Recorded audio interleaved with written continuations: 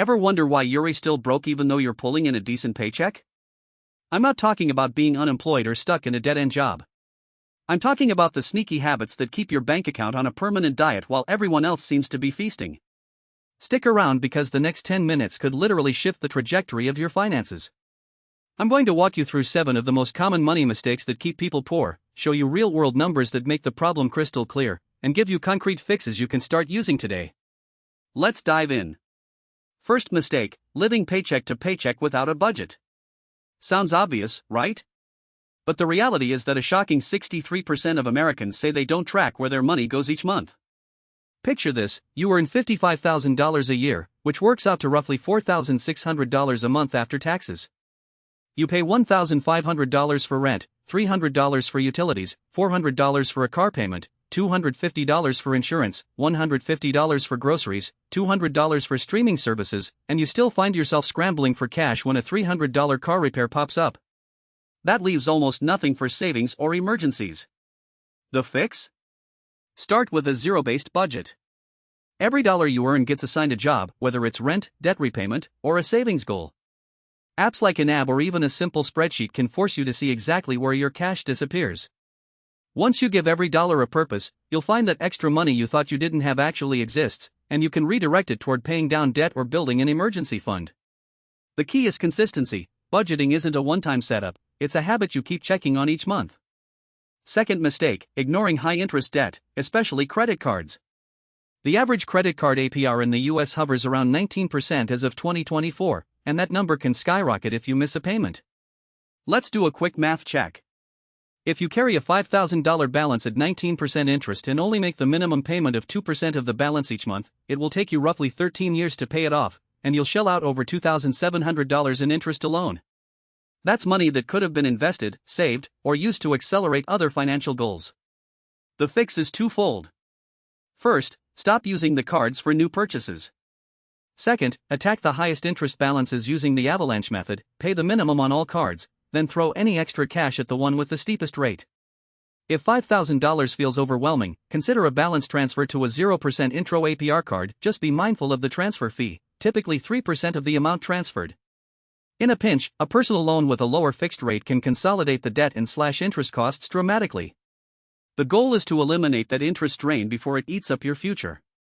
Third mistake, relying on a single income stream. In today's gig economy, many people think a side hustle is optional, but the data tells a different story.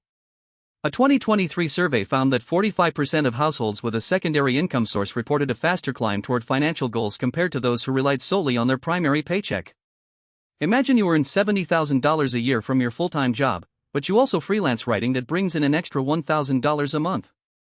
That extra $12,000 a year can be the difference between staying stuck in rent or saving for a down payment. The fix isn't to quit your day job, it's to identify a skill or passion that can be monetized with low overhead. Whether it's tutoring, graphic design, or selling niche products on Etsy, start small, test the market, and reinvest profits back into the venture. Diversification also means looking at passive income streams, think dividend-paying stocks, rental properties, or even creating an online course that sells while you sleep. Each additional stream reduces the risk of a single point of failure and accelerates wealth building. Fourth mistake, letting lifestyle inflation eat you alive. It's human nature to upgrade when income rises, but the trap is spending the raise instead of saving it. Let's put numbers to that. Say you get a 10% raise, moving from $55,000 to $60,500 annually. The typical response is to upgrade your car, move into a pricier apartment, or start ordering more takeout. That's exactly what the average American does. Studies show that 70% of salary increases are instantly absorbed by higher expenses. The result? Your net worth barely budges. The fix is simple: commit to pay yourself first with every raise. Allocate at least 50% of the extra income to savings or debt repayment before you even think about lifestyle upgrades. If you can't resist the new apartment, set a cap. Maybe you'll stay in your current place for another year while funneling the raise into a Roth IRA. By treating the raise as a fund for future security rather than instant gratification, you keep the momentum toward financial independence alive. Fifth mistake, procrastinating on investing because of fear or misinformation.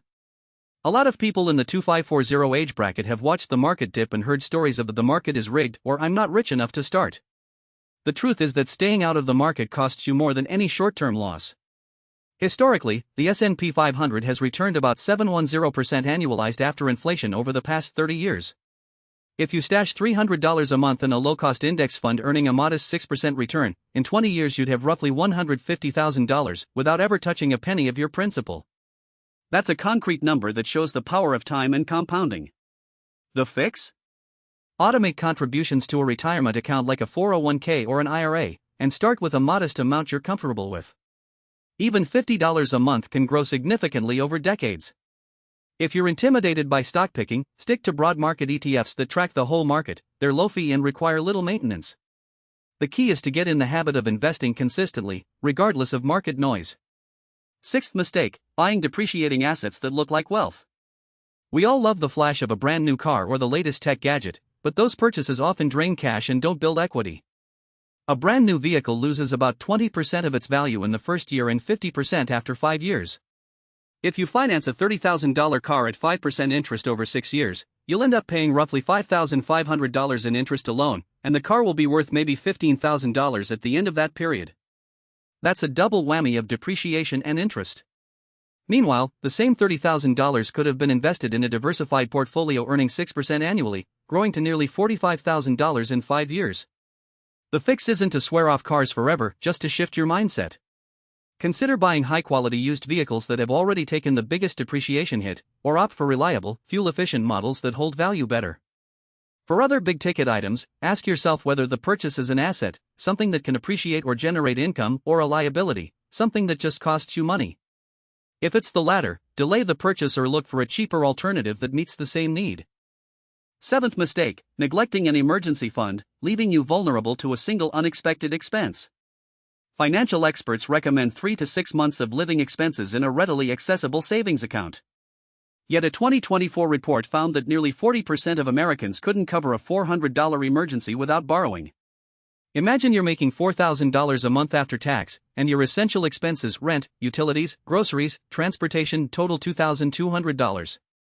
That means you need roughly $6,600 saved to cover 3 months. If you don't have that cushion, a minor car repair or a medical bill can force you into credit card debt, undoing months of progress. The fix is to treat your emergency fund like a non-negotiable bill. Set up an automatic transfer of $100 or $200 each payday into a high-yield savings account. Even if you can only afford $50 initially, the habit matters more than the amount. Over time, those contributions will add up, and you'll have a safety net that prevents you from spiraling back into debt when life throws a curveball. Now that we've unpacked these 7 hidden roadblocks, let's talk about the bigger picture. Financial freedom isn't a mystical, unattainable dream reserved for the ultra-rich. It's a series of small, deliberate choices that compound over time. It starts with recognizing where your money is actually going, then deliberately redirecting those dollars toward goals that matter to you. Whether it's paying off a credit card, building a side hustle, or simply resisting the urge to upgrade your lifestyle the moment your paycheck grows, each decision is a lever you can pull to shift the balance from poor to progressive. You might be thinking, all of this sounds great, but I'm already stretched thin.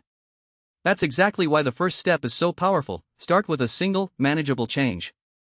Maybe it's tracking every expense for 1 week, or moving $25 into a savings account automatically. Small wins build confidence, and confidence breeds bigger, bolder moves. Remember, the goal isn't perfection, it's progress. Each dollar you redirect, each habit you adjust, is a brick in the foundation of a more secure financial future. If you found this breakdown useful, I'd love to hear from you. Drop a comment below with the one money mistake you've realized you're making and the first step you plan to take to fix it. I'll be reading every single one and will reply with personalized tips where I can. And if you want more practical, numbers-driven strategies to level up your financial game, hit that subscribe button, ring the notification bell, and consider giving this video a thumbs up. Sharing it with a friend who's stuck in the same cycle could be the push they need to start making changes today. Thanks for spending these few minutes with me. Money talks, but it's up to us to listen and act. Until next time, keep building those habits that turn financial stress into financial security. Talk soon.